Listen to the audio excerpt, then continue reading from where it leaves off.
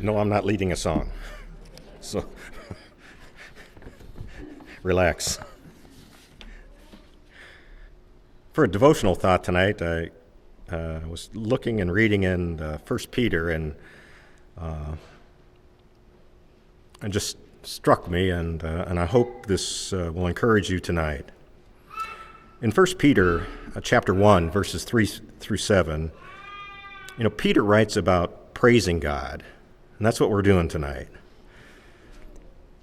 And he talks about his great mercy that he has given us and this new birth into a living hope through the resurrection of Jesus.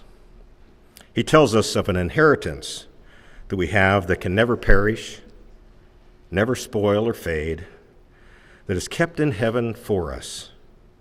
He tells us to rejoice, even in our times of suffering, so that our faith may be proved genuine and will result in praise, glory, and honor when Jesus Christ is revealed. But our focus tonight will be in verses 8 and 9.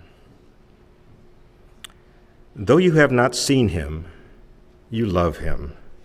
And even though you do not see him now, you believe in him and are filled with an inexpressible and glorious joy, for you are receiving the goal of your faith, the salvation of your souls. Now, we live in a world that has the motto, seeing is believing, and yet we have never seen Jesus, and yet we love him and we believe in him. That can be a stumbling block to many people in this world today. What about Christians today? Can this be a problem? Can we really get to know God? Yes. The first way to get to know God is through his creation. In Psalms chapter 19, verses 1 and 2, we read, "The heavens declare the glory of God. The skies proclaim the work of his hands. Day after day they pour forth speech. Night after night they display knowledge."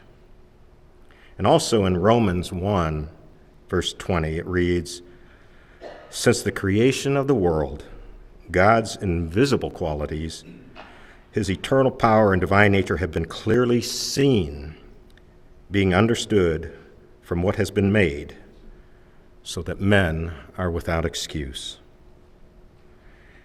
And even though creation shouts to the whole world about the existence of God, he wants to have a more intimate, personal relationship with his creation.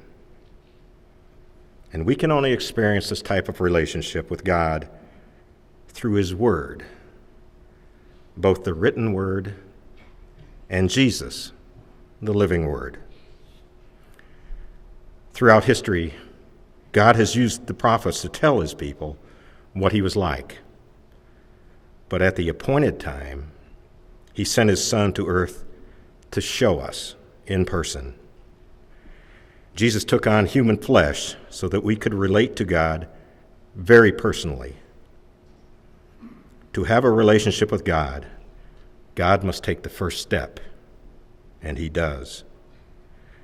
In Mike's lesson this morning, we read about Philip asking Jesus, "Lord, show us the Father, and that will be enough for us." And Jesus replied, "Anyone who has seen me has seen the Father." Because Jesus mirrored for us God's holiness, his power, his mercy, and his compassion. And as Christians, we should take great comfort and confidence when we are in Christ Jesus, and we will know our relationship is secure. Jesus said in John 16, verse 27, "The Father himself loves you because you have loved me and believed that I came from God." Tonight, if you're here and you have not obeyed the gospel and been baptized into Christ, you need to. And if you're here and you need the help and the prayers of your brothers and sisters, please come forward as we stand and sing.